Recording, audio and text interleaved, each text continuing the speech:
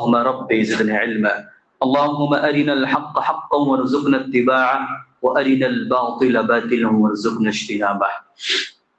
معزز حاضرین جمعہ اور میرے دیگر دینی و ملی اسلامی بھائیوں، بزرگوں، نوجوانوں، عزیز بچوں اور پردہ نشین اسلامی خواتین، تمام تعریف اس وحدہ لا شریک کے لائق و زیبا ہے جس نے ہم اور آپ کو مسلمان بنایا۔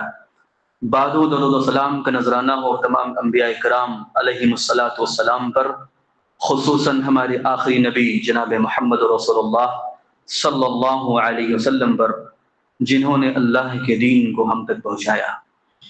سامعین حضرات، خطبہ مسنونہ کے بعد قرآن مجید کی ایک آیت کریمہ کا ٹکڑا آپ کے سامنے پڑھنے کی کوشش کی گئی ہے، اسی کے متعلق چند باتیں آپ کے گوشے گزار کرنے کی کوشش کی جائے گی۔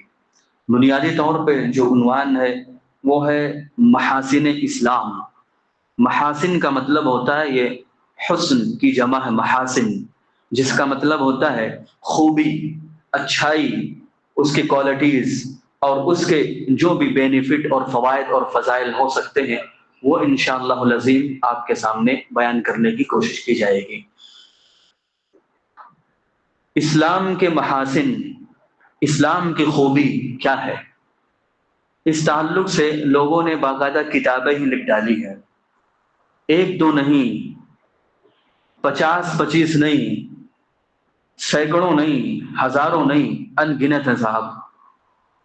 ایک ایک جز اور ایک ایک عبادت اور ایک ایک عمل جو شریعت اسلامیہ نے ہم پر فرض کیا ہے، ہم پر عائد کیا ہے، ایک انسان اگر اس کے تہ میں جانے کی کوشش کرے تو اس کو بے شمار فضائل اور بے شمار اس کو حکمت نظر آئیں گی، جس سے انسان کا دل اللہ رب العالمین پر یقین کے تعلق سے، ثبات قدمی کے تعلق سے اس میں اور مزید اضافہ اور دوبالا ہوگا۔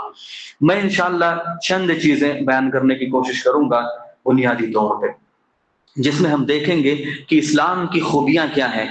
تو 4 خوبیاں ہم بیان کرنے کی کوشش کریں گے۔ ابو الکلام آزاد، شاید آپ نے نام سنا ہو، ان کی کتاب جو قرآن کی تفسیر میں ہے، ترجمہ القرآن کے نام سے، سورہ فاتحہ کی تفسیر میں باقاعدہ انہوں نے لکھا ہے کہ ایک انسان اگر اللہ رب العالمین کی بنائی ہوئی اس دنیا پر اگر غور و فکر کرے، ایک ایک چیز پر وہ غور و فکر کرے، ایک ایک چیز پر وہ سوچے، آسمان، پہاڑ، زمین، دریا، سمندر، مٹی، ہوا، آکسیجن اور دیگر تمام چیزیں جو اللہ رب العالمین نے ہم کو فری میں دے کے رکھا ہوا ہے، انسان اگر وہ اس پر غور و فکر کرے نا تو اس کی زبان سے صرف ایک کلمہ نکلے گا، وہ کیا ہوگا؟ الحمدللہ رب العالمین۔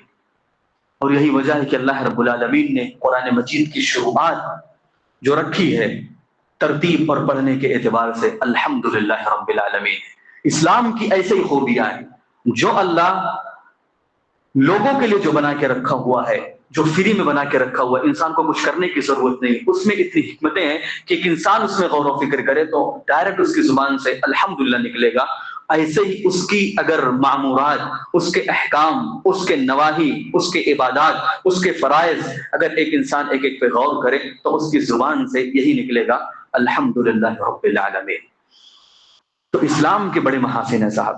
بنیادی طور پہ اسلام جو تحفظ انسانیت کی بات کرتا ہے کہ انسانیت کو تحفظ فراہم کیا جائے، انسانیت کو ایک طریقے سے ان کی حفاظت دی جائے، تو عام طور پہ وہ 6 چیزوں کی تحفظ فراہم کرتا ہے۔ عام طور پہ جو دیگر مذاہب ہوتے ہیں وہ مذاہب بھی کہیں نہ کہیں تحفظ کا دعویٰ کرتے ہیں کہ ہم بھی ان 6 چیزوں کی تحفظ کرنے کی کوشش کرتے ہیں یا دعویٰ کرتے ہیں، لیکن حقیقی معنوں میں وہ دعوے میں فیل ہے۔ شریعت اسلامیہ کی اگر تعلیم دیکھیں گے تو آپ کو ملے گا وہ 6 چیزیں جس کے تحفظ کی دم لوگ بھرتے ہیں، شریعت اسلامیہ نے اول فرصت میں اس کو رکھنے کی کوشش کی ہے۔ سب سے پہلا تحفظ جو اسلام لوگوں کو دیتا ہے، چاہے مسلمان ہو چاہے دیگر کوئی اور ہو، سب کے لیے تحفظ جو فراہم کرتا ہے اس کے جان کی، انسان کے جان کی بڑی قدر و قیمت ہے، خصوصاً شریعت اسلامیہ کے اندر۔ ابھی اس کی تفصیل بھی کچھ ذکر کرنے کی کوشش کی جائے گی۔ دوسرا ہے بنیادی طور پہ مال کا تحفظ۔ انسان کا مال ہے، جائیداد ہے، گھر ہے، اس کی پراپرٹیز ہے، یا اسی طرح اس کے جو بھی تجارتی کاروبار ہے، بزنس ہے، جو بھی ہو سکتا ہے، ان تمام کا تحفظ شریعت اسلامیہ فراہم کرتا ہے۔ اسی طرح اس کے عزت کی تحفظ فراہم کرتا ہے، اس کے دین کے تحفظ کی فراہم کرتا ہے۔ کوئی انسان کسی دین پر اگر قائم ہے، چاہے وہ مسلمان ہو، اسلامی دین پر قائم ہے، یا عیسائیت پر قائم ہے، یہودیت پر قائم ہے، یا بدھ مت پہ قائم ہے، یا ہندو مت پہ قائم ہے، یا جس پر بھی انسان جس پر بھی قائم ہے، اسلام اس کے تحفظ کو فراہم کرتا ہے۔ اسی طرح خاندان کی بھی تحفظ فراہم کرتا ہے کہ ایک خاندان، ایک نسل اس کی بکھرے نہ۔ اور یہی وجہ ہے کہ شریعت اسلامیہ جو زنا کو اور فرینڈشپ کو اور گرل فرینڈ بوائے فرینڈ کی جو سسٹم آج کل چلا ہوا ہے، اس کو جو حرام قرار دیا ہے، اس کی بنیادی وجہ یہ ہے کہ اس سے پیدا ہونے والا بچہ جو دنیا میں وجود پائے گا، آخر اس کا باپ کون بنے گا، اس کا باپ کون کہلائے گا۔ یہی وجہ ہے کہ اس کے تحفظ فراہم کرتے ہوئے تمام چیزوں کو حرام قرار دیتا ہے۔ اسی طرح عقل کی تحفظ، یہ مخدرات جو کہیں نہ کہیں شراب اور اس طرح کی دیگر جو چیزیں ہوتی ہیں ہم کھانے کی کوشش کرتے ہیں، چاہے وہ کھینی ہو، چاہے گٹکا ہو، پکار ہو، یا سگریٹ ہو، یا اس طرح کی دیگر وہ تمام چیزیں جس سے کہیں نہ کہیں انسان کے عقل پر وار ہوتا ہے اور کہیں نہ کہیں جسمانی تحفظ اس کی مفقود ہوتی ہے، شریعت اسلامیہ اس پر بھی قدغن لگانے کی کوشش کرتا ہے، اور شراب کی جتنی بھی قسمیں ہوتی ہیں اس کو شریعت اسلامیہ حرام قرار دیتا ہے۔ یہ بنیادی طور پہ میں نے اصول بیان کرنے کی کوشش کی ہے، 6 اصول۔ انہی اصولوں پر اور انہی تحفظ کے فراہم کی بنیاد پر پوری شریعت اسلامیہ قائم ہے۔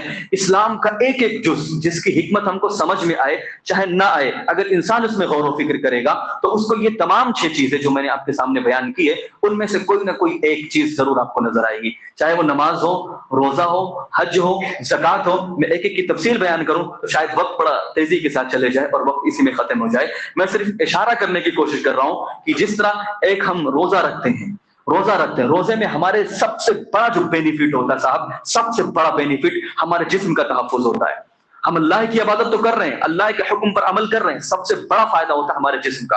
آپ نے سنا ہوگا، شاید ابھی تقریباً 2-3 سال پہلے ہی رمضان کے موسم میں ہی اس کی تحقیق کی گئی تھی اور باقاعدہ سوشل میڈیا پہ بڑی تیزی کے ساتھ وائرل کیا گیا تھا کہ جو انسان اگر 8 سے 10 گھنٹہ پورے سال کے اندر اگر وہ 21 سے 25 دن تک اگر وہ بھوکا رہتا ہے تو اس کو کبھی کینسر کی بیماری نہیں ہوگی صاحب۔ کس کی؟ کینسر کی۔ اور آپ اگر اس روزے کی ایک حکمت پر اور روزے کی اور اسلام کی اس خوبی پر، اس محاسن پر، اس حسن پر اگر آپ غور کریں تو آپ کو نظر آئے گا کہ اسلام نے جو 1 مہینے کا روزہ فرض کیا ہے اور جس میں ہم 10 سے 15 گھنٹہ کہیں نہ کہیں ہم بھوکا رہتے ہیں، اس میں ہمارے کینسر نام کی چیز پوری کی پوری ختم ہو جاتی ہے۔ اور آپ نے غور کیا کہ 21 اس نے کہا 21 سے لے کے 25 تک، اور ہماری ماں اور بہنوں کا تحفظ جو کہیں نہ کہیں 1 مہینے کے اندر جو مخصوص ایام کی وجہ سے جو کچھ دن رہ جاتے ہیں نا، اس میں بھی شریعت اسلامیہ کہتے تھے کہ 21 دن۔ یعنی آپ سوچیں شریعت اسلامیہ کب نازل ہوئی ہے اور تحفظ کب فراہم کر رہا ہے؟ وہ آج اس 14ویں صدی اور 15ویں صدی، اور ہم اگر عیسائیت کے حساب سے دیکھیں تو 21ویں صدی کے اندر بھی وہ تحفظ فراہم کرتا ہے ہمارے جسم کی۔ ایک عبادت جو عام عبادت ہے روزہ، اس میں ہمارے جسم کا تحفظ فراہم کرتا ہے۔ یہ ہے اسلام کی خوبی۔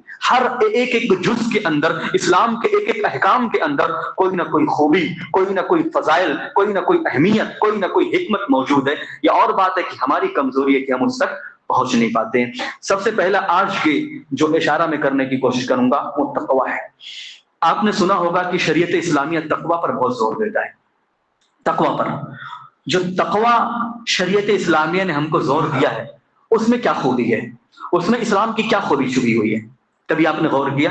ہم تو سوچتے ہیں کہ تقوی اس کا تعلق اللہ سے ہے، لیکن نہیں صاحب، اللہ سے تو ہے ہی، اللہ کا ڈر، اللہ کا خوف ہمارے دل کے اندر تو ہے ہی، اللہ سے کنیکٹنگ تو ہے ہی، لیکن ساتھ ہی ساتھ دنیا کے اندر جو رنگ و نسل اور مال کی بنیاد پر ایک دوسرے پر فوقیت لینے کی کوشش کی جاتی ہے، اس کو بھی شریعت اسلامیہ ختم کرتا ہے۔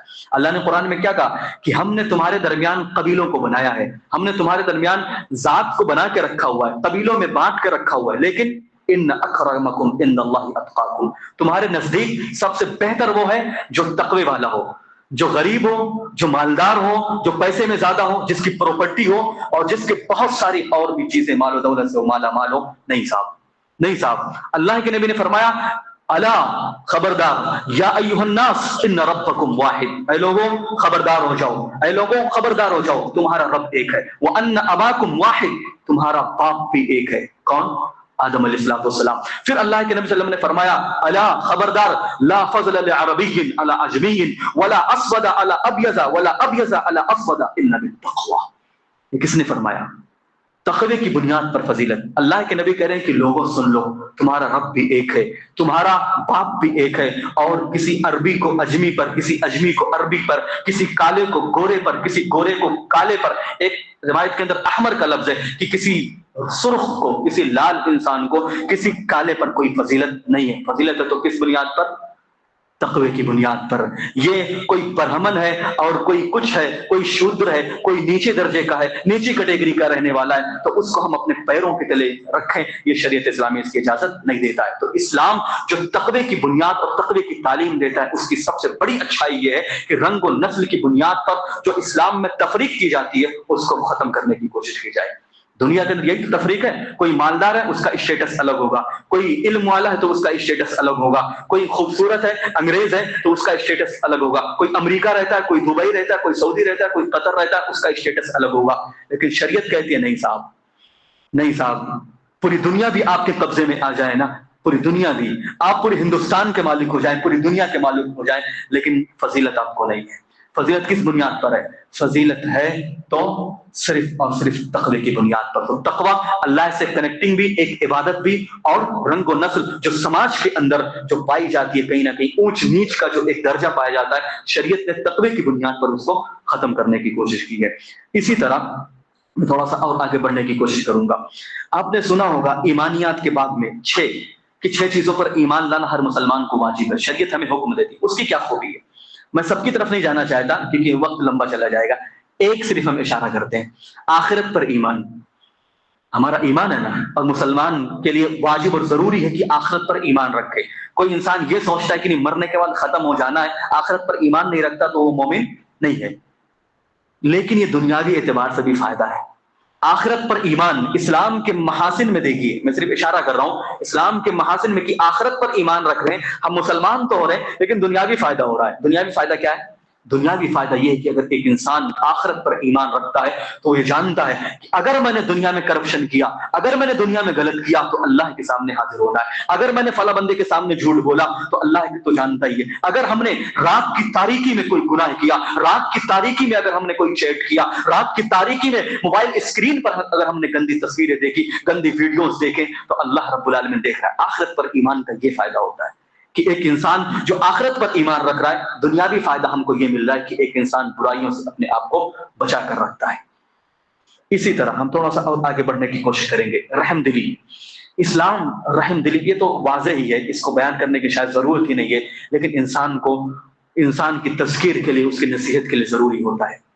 آپ نے سنا ہوگا آج کل کہیں نہ کہیں مسلمانوں کو دہشت گردی سے جوڑنے کی کوشش کی جاتی ہے، اور جب بھی اس طرح کی کوئی بات آتی ہے تو کہتے ہیں کہ جب دہشت گرد مسلمان نہیں ہوتا ہے تو آخر نام کی مسلمانوں کا آتا ہے، بار بار نام مسلمانوں کا آتا ہے. کیوں صاحب؟ یہ اسلام کی کمزوری نہیں ہے، یہ ہم آپ کی کمزوری ہے، ہم مسلمانوں کی کمزوری ہے کہ چند ٹکوں میں بک جاتے ہیں. اور بعض دفعہ تو ایسا ہوتا ہے کہ ہوتا کوئی اور ہے اور نام اسلام کا لیا جاتا ہے. آپ نے دیکھا ہوگا ابھی چند دنوں پہلے، شاید ایک دو تین مہینے کی اندر کی خبر ہے کہ باقاعدہ فلائٹ کے اندر کوئی گھسا، فلائٹ کے اندر گھسنے کے بعد باقاعدہ وہاں پہ اللہ اکبر کے نعرے بلند کر رہا تھا، اللہ اکبر کے نعرے بلند کر رہا تھا، لوگوں کو پیغام دینے کی کوشش کر رہا تھا کہ صاحب میں مسلمان ہوں اور میں اسلام کا پرچار کر رہا ہوں. صاحب بعد میں جب پتہ کیا گیا تو پتہ چلا وہ ہندو تھا. ایسے لوگوں ہم مسلمانوں کو بدنام کرنے کی کوشش کرتے ہیں. دہشت گردی کی تعلیم اسلام نہیں دیتا. وہ اسلام صاحب جو ایک کتے کو پانی پلانے کی وجہ سے جنت کی بشارت دے، جو ایک بلی کو اگر ایک انسان باندھ کر رکھ لے اور وہ مر جائے، اس کو بھوکا ہی ایسے سلا دے، بھوکا وہ بلی سو جائے اور مر جائے تو اس کو جہنم رسید کرتا ہے، وہ دہشت گردی کی تعلیم کیسے دے سکتا ہے؟ وہ اسلام جو کہتا ہے من قتل نفسا بغیر نفس او فساد فی الارض فکأنما قتل الناس جميعا، کہ لوگوں جس نے ایک نفس کو قتل کیا اس نے پوری انسانیت کو قتل کیا. وہ اسلام دہشت گردی کی تعلیم کیسے دے سکتا ہے؟ آج اس کو دہشت گردی کی تعلیم کہا جاتا ہے. اسلام رحم دلی کی تعلیم دیتا ہے. یہی وجہ ہے کہ اللہ رب العالمین نے نبی کریم کو کہا وَمَا أَرْسَلْنَاكَ إِلَّا رَحْمَةً لِّلْعَالَمِينَ، کہ ہم نے تمام جہانوں کے لیے رحمت بنا کر بھیجا. تو رحمت کس کے لیے؟ رحمت کس کے لیے؟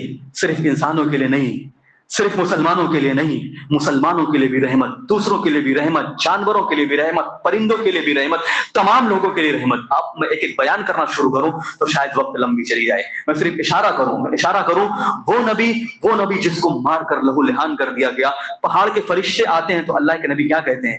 نہیں، رہنے دو، ان کو ختم کرنے کی ضرورت نہیں ہے، مجھے امید ہے کہ اللہ ان کی نسلوں سے ایسے لوگوں کو پیدا کرے گا، ان کی نسلوں سے اللہ ایسے لوگوں کو پیدا کرے گا جو خالص اللہ کی عبادت کریں گے۔ جب جانوروں کی بات آتی ہے، شریعت اسلامیہ کہتا ہے قربانی کرو، لیکن شریعت اسلامیہ کہتا ہے جب چھری کو تیز کرنا ہونا تو جانور سے دور کر کے رکھو، کہیں ایسا نہ ہو کہ جانور کو تکلیف ہو۔ جب ایک جانور کو ذبح کرو نا تو صاحب دوسرے جانور کو چھپا کے رکھو، کہیں اس کو تکلیف نہ ہو۔ چھری کیوں تیز کرنے کے لیے کہا جا رہا ہے؟ اس کی ایک وجہ یہ بھی ہے، اللہ کے نبی کی حدیث، اللہ کے نبی نے فرمایا چھری کو اس لیے تیز کرو تاکہ تیزی کے ساتھ کٹ جائے اور جانور کو اتنی تکلیف نہ ہو۔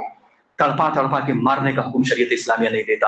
جس طرح لوگ بلی دیتے ہیں، نہ جانے کیا کھال نکالنے کی کوشش کرتے ہیں، صاحب آپ نے دیکھا ہوگا آج کل تو بڑی آسانیاں ہو گئی ہیں، سوشل میڈیا پہ باقاعدہ زندہ ایک بکری کو لایا جاتا ہے اور اس بکری کو تھوڑا سا چھیل دیا جاتا ہے، چھیلنے کے بعد باقاعدہ رسیوں میں باندھ کر اس کو تیزی کے ساتھ کھینچا جاتا ہے اور وہ بکری زندہ ہوتی ہے، وہ چلاتی ہے اور اس کے کھال کو کھینچ لیا جاتا ہے۔ یہ شریعت حکم نہیں دیتا۔ شریعت کہتا ہے کہ مارنا بھی ہے تو اس کو آرام کے ساتھ مارنا ہے، صاحب یہ شریعت حکم دیتا ہے۔ آپ اس شریعت کی کہتے ہیں کہ وہ دہشت گردی کی تعلیم دیتا ہے، یہ شریعت اسلامیہ رحم دلی کی تعلیم دیتا ہے، اپنوں کے ساتھ بھی، غیروں کے ساتھ بھی، دوسروں کے ساتھ بھی۔ شریعت اسلامیہ کہتی ہے، آپ نے اس بورڈ پہ دیکھا ہوگا، اللہ کے نبی نے فرمایا لیس منا، وہ ہم میں سے ہے ہی نہیں، من لم یرحم صغیرنا ولم یؤخر کبیرنا، وہ شخص ہم میں سے ہو ہی نہیں سکتا صاحب جو چھوٹوں پر رحم نہ کرے اور بڑوں کی عزت نہ کرے۔ بچا کیا صاحب؟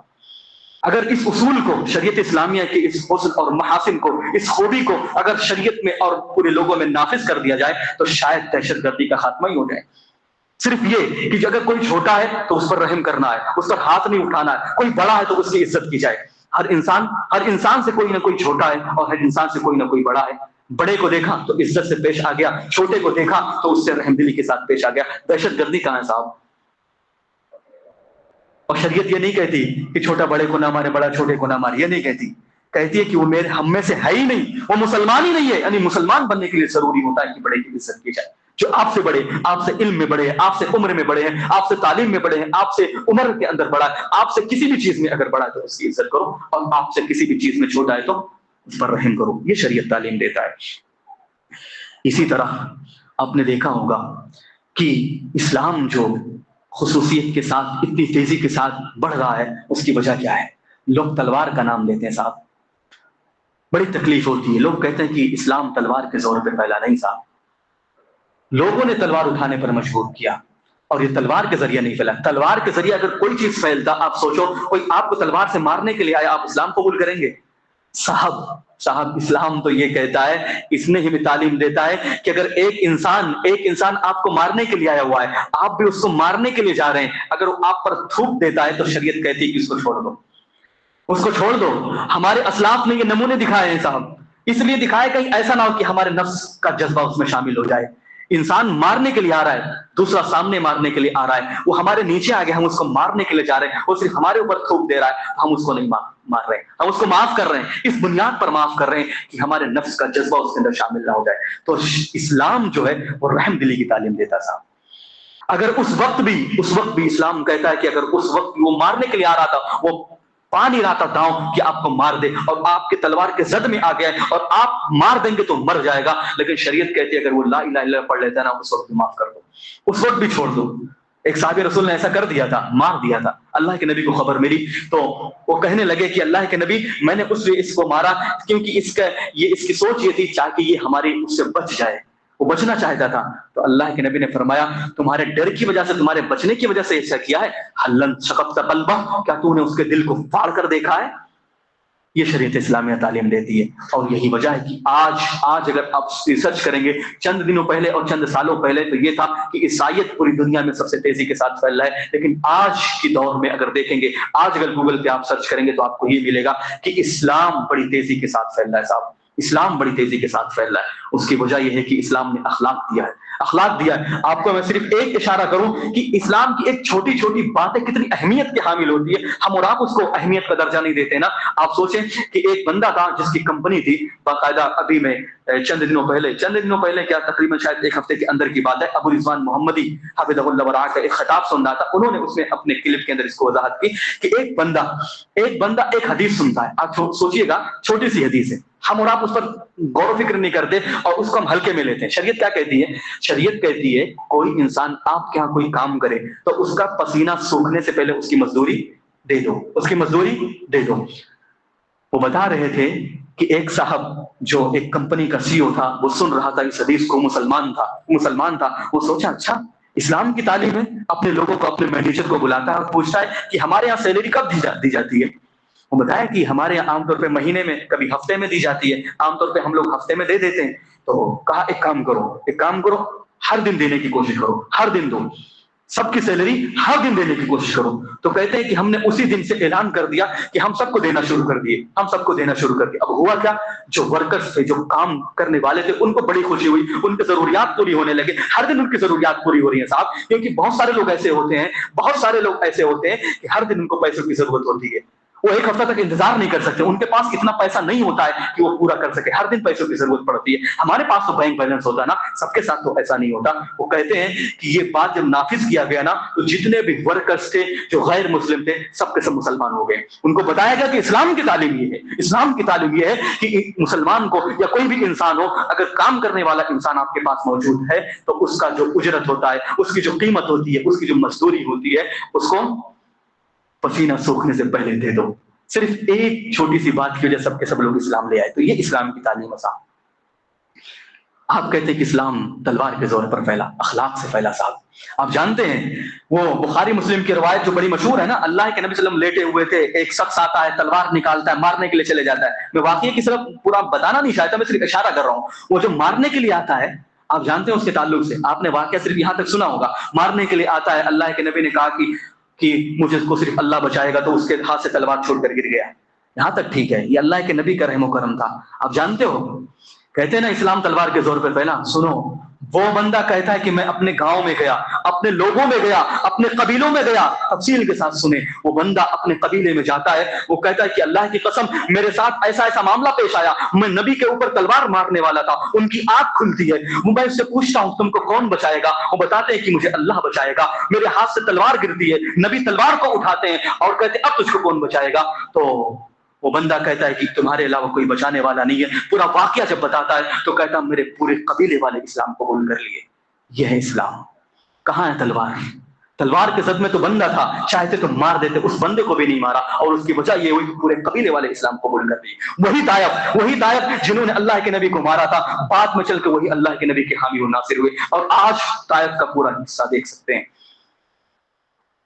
ان کے اندر اسلام کی تعلیم اور اسلام کی غیرت کیسی موجود ہے. یہ ہے اسلام کی تعلیم. اسلام اخلاق سے پہلا صاحب. اگر میں تقریر کرتا ہوں شاید پوری چیزیں اسی میں چلی جائے, میں تھوڑا سا اور آگے بڑھنے کی کوشش کروں گا. اسی طرح اسلام جو ہے نا, دوسرے مذہب کے ساتھ بھی نرمی کا برتاؤ کرنے کی تعلیم دیتا ہے. یہ اسلام کی خوبی ہے, یہ اسلام کے محاسن میں داخل ہے کہ دوسرا اگر کوئی انسان ہے, ہم اس سماج کے اندر رہتے ہیں, ہم اس خطے میں رہتے ہیں, جس بھی خطے میں رہتے ہیں, جہاں بھی ہم رہتے ہیں, وہاں پہ ہماری کوشش ہونی چاہیے کہ ہماری ذات سے, چاہے وہ ہمارا مسلمان بھائی ہو, چاہے ہمارا دوسرا بھائی ہو, چاہے وہ برادران وطن ہو, چاہے ہمارا خونی بھائی ہو, آدم علیہ السلام کی وجہ سے اگر کوئی انسان ہے تو ہماری ذمہ داری کی اس کی عزت کریں, اس کا احترام کریں. ٹھیک ہے, اسلام کے نام پہ جو شریعت اسلامیہ ہمیں قدغن لگاتا ہے کہ ان کے تہوار میں نہ جائیں, ان کے مذہبی تہواروں میں شامل نہ ہو, ان کے مذہبی چیزوں کی وجہ سے ہم ان میں شرکت نہ کریں, وہاں تک ٹھیک ہے. لیکن اور تعلیم دیکھیں گے, شریعت اسلامیہ کہتی ہے لکم دینکم ولی دین.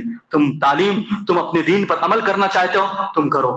لکم دینکم ولی دین, تمہارے لیے تمہارا دین ہے اور ہمارے لیے ہمارا دین ہے. ہم تم کو نہیں چھیڑتے اور تم ہمیں نہ چھوڑو. شریعت کہتی ہے ولا تسبوا الذین یدعون من دون اللہ, جو اللہ کے علاوہ کسی دوسرے کو پکارتے ہیں ان کے معبودوں کو گالی مت دو, ان کے معبودوں کو برا بھلا مت کہو. مارنے کو دور کی بات, اور کچھ کرنے کا اقدام تو دور کی بات, شریعت کہتی ہے کہ ان کے معبودوں کو برا بھلا بھی مت کہو. ہم ان کے مورتیوں کو, کسی اور چیز کو دیکھتے ہیں تو ہم ان کو برا بھلا نہ کہیں. ہم ان کو سمجھانے کی کوشش کر سکتے ہیں, برا بھلا نہ کہیں صاحب. کیوں؟ اللہ فرماتا ہے اگر ان کو برا بھلا کہو گے تو ہمارے رب کو برا بھلا کہیں گے بغیر علم کے. تو ہماری ذمہ داری یہ ہے کہ ہم غیروں کے ساتھ اچھا سلوک کریں. جاننا چاہیں گے نبی کا طریقہ کیسا تھا؟ نبی کا طریقہ تو یہ ہے، یہودی کا بچہ اگر بیمار ہو رہا ہے تو اللہ کے نبی اس کو دیکھنے کے لیے جا رہے ہیں صاحب، اس کے گھر پہ جا رہے ہیں، دیکھنے کے لیے جا رہے ہیں. یہ ہے اسلام کی تعلیم. غیروں کے ساتھ، اپنوں کے ساتھ ہماری ذمہ داری کتنی بڑھ جاتی ہے. غیروں کی بات ہو رہی ہے، غیر کوئی ہے، ہندو ہے، عیسائی ہے، سکھ ہے، کوئی اور مذہب کو ماننے والا ہے، تعلیم دے دیتا شریعت اسلامیہ کے محاسن میں سے یہ ہے کہ اس کے ساتھ بھی اچھائی کا معاملہ کیا جائے. اسی طرح میں اور بھی آگے بڑھنے کی کوشش کروں گا. شریعت اسلامیہ ایک جو تعلیم دیتا ہے عدل و انصاف، عدل و انصاف کی تعلیم دیتا ہے. عدل کی بات ہر کوئی کرتا ہے، آپ دیکھیں گے ہر کوئی عدل کی بات کرتا ہے. اسی لیے کون جج، وکیل، دیگر چیزوں کو ہائر کیا جاتا ہے اور باقاعدہ اس کے لیے ایک ایک محکمات قائم ہوتے ہیں. لیکن آپ نے سنا ہوگا، اور یہ بات ہے ہر کوئی جانتا ہے، ہم جاتے ہیں کمپلین کرنے کے لیے، یہاں سے ہمارا کوئی مسئلہ حل نہیں ہوتا تو ہم جاتے ہیں ہائی کورٹ میں. ہائی کورٹ میں اگر ہم دیکھتے ہیں کہ ہمارے خلاف کوئی مسئلہ آ گیا ہے، چاہے ہمارا کسی غیر سے معاملہ ہو جائے یا مسلمانوں کا مسلمانوں کے ساتھ کوئی معاملہ ہو جائے، اگر ہائی کورٹ سے مسئلہ حل نہیں ہوتا ہے یا ہائی کورٹ نے اگر پھانسی کی سزا سنا دی ہے تو ہم سپریم کورٹ میں جاتے ہیں. جاتے کہ نہیں جاتے؟ کیا سوچ کر جاتے ہیں؟ ایک فیصلہ ہو گیا ہے تو ہو سکتا ہے دوسرا فیصلہ ہو جائے، پھانسی سے بچ جائیں یا کوئی اور معاملہ ہو جائے. صاحب شریعت یہ نہیں کہتی. شریعت کی تعلیم سنو، عدل کے باب میں شریعت کی تعلیم کہتی ہے لو ان فاطمہ بنت محمد سرقت لقطعت یدہا. بخاری مسلم کی روایت ہے نا. اللہ کے نبی نے فرمایا، اللہ کے نبی صلی اللہ علیہ وسلم کے پاس ایک مقدمہ آیا وہ پیش کرنے کے لیے. اللہ کے نبی اس وقت گویا کہ جج کی صورت میں تھے، جج بنے ہوئے تھے. ایک محکمہ آیا اور ایک قضیہ آیا اللہ کے نبی کے پاس. ایک عورت نے چوری کر لیا، بڑے خاندان کی تھی، اونچے خاندان کی تھی، اس نے چوری کر لیا. تو لوگ بچانے کے لیے آ گئے، سفارش کرنے کے لیے آ گئے کہ اس کے خاندان والے ایمان والے، چلو اللہ کے نبی سے سفارش کر دیں گے بچ جائے گی. تو اللہ کے نبی نے یہ جملہ استعمال کیا تھا لو ان فاطمہ بنت محمد سرقت لقطعت یدہا، کہ اگر فاطمہ بنت محمد بھی چوری کرے گی نا تو اس کے ہاتھ کو بھی کاٹ دیا جائے گا. یہ اسلام یعنی پرائم منسٹر کا کوئی انسان، اس کا بچہ ہے، اس کی بچی ہے، یا اس کا کوئی ریلیشن شپ میں کوئی رہنے والا ہے تو اس کو بچا لیا جائے کرپشن کی وجہ سے.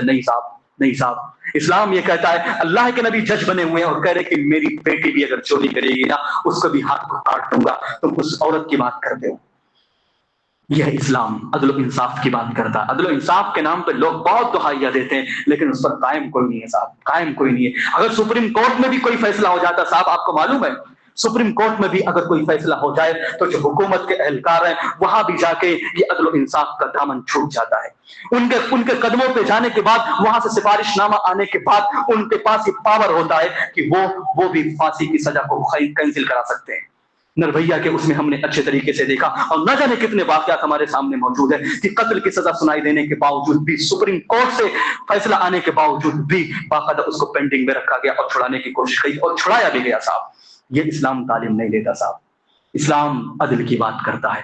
آپ عدل پہ آؤ، اور عدل یہ ہے کہ کوئی چھوٹا ہو، بڑا ہو، امیر ہو، غریب ہو، سب کے ساتھ عدل کیا جائے، سب کے ساتھ انصاف کیا جائے. اسی طرح اسلام کی خوبیوں میں سے ایک خوبی ہے صفائی ستھرائی، جبکہ معاملہ یہ ہمارا معاملہ بالکل الٹا ہے. مسلمانوں کے محلات اگر دیکھ لو، مسلمانوں کے گھروں کو دیکھ لو، مسلمانوں کے سوسائٹی کو دیکھ لو، مسلمانوں کی بلڈنگوں کو دیکھ لو، سب سے کچرا اور سب سے گندی جگہ ملتی ہے. یہ اسلام کی کمی نہیں صاحب، یہ ہم اور آپ کی کمی ہے. لوگوں کو بتانے کی ضرورت ہے اور یہ عمل کے ذریعہ بتانے کی ضرورت ہے کہ اسلام صفائی ستھرائی پر کتنا دھیان دیتا ہے. اسلام تو کہتا ہے کہ الطہور نصف الایمان، کہ اگر آپ پاک و صاف رہیں گے نا تو یہ آدھا ایمان ہے. آدھا ایمان ہمارا ایک طرف، آدھا ایمان ہمارا صفائی ستھرائی ہے. اور یہی وجہ ہے کہ ایک انسان اگر نماز پڑھنا چاہتا ہے تو اس کے لیے پہلے طہارت شرط ہے. ایک انسان بس ایسے ہی غسل کر لے، شاور لے لے اور بار بار نہا کے آ جائے، اس کا غسل نہیں ہوگا. شریعت اسلامیہ کی روشنی میں اس کو غسل لینا ہے، لینے کے بعد پھر وضو کرنا ہے. وضو کو شرط کہا گیا، آپ بغیر وضو کی نماز بھی نہیں پڑھ سکتے. حج جو ہم کر رہے ہیں یا ہم طواف کر رہے ہیں، ہم اور آپ یہاں پہ جمعہ پڑھنے کے لیے آئے ہوئے ہیں یا عیدین کی نماز پڑھتے ہیں، بغیر وضو کے ہم نماز نہیں ہو رہا صاحب. یہ اسلام کی کتنی اچھی تعلیم ہے کہ ایک دن کے اندر 5 وقت میں کہتا ہے کہ آپ وضو کرو. اس سے بڑی صفائی کی تعلیم اور کیا ہو سکتی ہے؟ اسلام کہتا ہے کہ آپ اچھے کپڑے پہنو، اسلام کہتا ہے کہ آپ خوشبو لگاؤ، اسلام کہتا ہے کہ ہر نماز کے وقت آپ مسواک کرو. اللہ کے نبی کہتے ہیں کہ اگر مجھے یہ ڈر نہ ہوتا کہ میری امت شاک میں گزر جائے گی، میری امت کو تکلیف ہوگا، لامرتہم بالسواک، تو میں ان کو مسواک کا حکم دیتا. یہ صفائی ستھرائی ہے ہمارے اسلام کی. اور ہم اور آپ کہاں تک گئے ہوئے ہیں؟ ہمارے حالات کہاں ہیں؟ ان لوگوں کو ہم موقع نہ دیں، ہم صفائی ستھرائی کا خود خیال رکھیں. پھر آگے ہم بڑھنے کی کوشش کرتے ہیں. 2-3 باتیں اور ذکر کر کے ختم کروں. اسی طرح شریعت اسلامیہ نے عورت کے مقام کو بلند کیا ہے، تعلیم کو اہمیت دی ہے، اتحاد و اتفاق پر زور دیا ہے، اور یہ جو دین ہے، میں آخری بات کہہ کے ختم کروں، انشاءاللہ ان ٹاپک پہ اور بھی انشاءاللہ اگلے خود میں بات ذکر کرنے کی کوشش کی جائے گی، لیکن آخری بات کہہ کر ختم کرنے کی کوشش کرتا ہوں۔ اسلام کی جو ایک تعلیم ہے نا، وہ ہماگیر ہے۔ ہماگیر کا مطلب سمجھتے ہیں؟ ہماگیر کا مطلب یہ ہوتا ہے کہ ہر زمان اور وقت کے حساب سے کام آنے والی تعلیم۔ آپ نے دنیا کے دیگر تعلیمات کو دیکھا ہوگا، دیگر تعلیمات کو دیکھنے کے بعد آپ اس نتیجے پر پہنچیں گے کہ ہر ایک کے اندر اپڈیٹ کی ضرورت پڑتی ہے، نئے ورژن کی ضرورت پڑتی ہے نا۔ ہم موبائل چلاتے ہیں، ہم موبائل سوچتے کہ ہمارا نیا ورژن آنا چاہیے، کوئی نیو اپڈیٹ آنا چاہیے، لیکن شریعت ایسی ہے کہ مکمل ہونے کے باوجود 1400 سال پہلے مکمل ہوا، لیکن آج بھی یہ قیامت تک اسلام چلنے کے قابل ہے۔ لوگ اسلام کو سوچتے ہیں کہ نہیں، یہ جدیدیت کا قائل نہیں ہے، یہ نئے پن کا قائل نہیں ہے، لیکن یاد رکھیے شریعت اسلامیہ کے اندر نیا پن ہے۔ آپ کو میں صرف مثال دوں تو آپ حیرت ہو جائیں گے۔ یہ بایولوجی جو آج سائنس کی پوری دنیا اس بایولوجی پر قائم ہے، اللہ رب العالمین نے قرآن مجید میں ذکر کیا وَجَعَلْنَا كُلَّ شَيْءٍ مِّنَ الْمَاءِ حَيٍّ، کہ ہر چیز کو ہم نے پانی سے زندہ کیا، اور بایولوجی کا پورا ڈیپینڈ پانی پر ہے۔ بایولوجی کہتی ہے کہ اگر پانی نہ ہو تو یہ جیو جنتو جتنے بھی دکھائی دیتے ہیں، پیڑ پودے انسان، ہم اور آپ مر جائیں گے صاحب، کسی کا وجود نہیں رہے گا، اور یہ اللہ نے 1400 سال پہلے بتایا۔ آپ کو معلوم ہے، آپ کو معلوم ہونا چاہیے صاحب کہ مکھی کے بارے میں شریعت اسلامیہ کہتی ہے آج سے 1400 سال پہلے کہ مکھی اگر آپ کے کسی بھی مشروب میں، کسی بھی پینے والی چیز میں گر جائے تو اس کو ڈبو کر نکالو۔ اس وقت ٹیکنالوجی کا زمانہ تھا نہیں، آج سائنس نے اس بات کو پروف کیا ہے صاحب، اس کے ایک پر میں بیماری ہے، ایک پر میں شفا ہے، اور جب وہ کسی چیز میں گرتی ہے تو اپنے بیماری والے پر کو اندر ڈالتی ہے۔ یہی وجہ ہے کہ اگر اس کو پئیں گے تو آپ نقصان میں رہیں گے۔ بہت سارے لوگ نکال کے پھینک دیتے ہیں، نہیں، اس کو ڈبو اور پھر نکال کر پھینکو۔ کیوں؟ جو بیماری ہے ایک پر میں، اور ایک پر میں اس کے شفا ہے، اور وہ شفا آ جائے گا، اس کی بیماری کو ختم کرتا ہے۔ یہ اسلام تعلیم دیتا ہے۔ کتا اگر کسی چیز میں منہ ڈال دے تو شریعت کہتی ہے اس کو 7 بار دھلو، اولاہن بالتراب اور اخراہن بالتراب، ایک بار مٹی سے، پہلی بار یا آخری بار۔ یہ شریعت کی تعلیم ہے 1400 سال پہلے، اور آج سائنس اس بات کو پروف کرتی ہے کہ اس کے اندر ریبیز نام کا کیڑا ہوتا ہے، اور جب کتا پیشاب پیخانہ کرتا ہے تو پیخانہ کرنے کے بعد اپنی مقعد کو، اپنی سرین کو اپنی زبان سے چاٹتا ہے، اور اس کی وجہ سے وہ ریبیز نام کا کیڑا اس کے زبان میں آتا ہے، اور وہ ریبیز نام کا کیڑا ایسا ہوتا ہے جب تک اس کو 7 بار نہ دھلا جائے جب تک وہ ریبیز ختم نہیں ہو سکتا۔ یہ ہے اسلام کی تعلیم، یہ ہے سائنس، اور اسلام 1400 سال پہلے بتا دیا ہے۔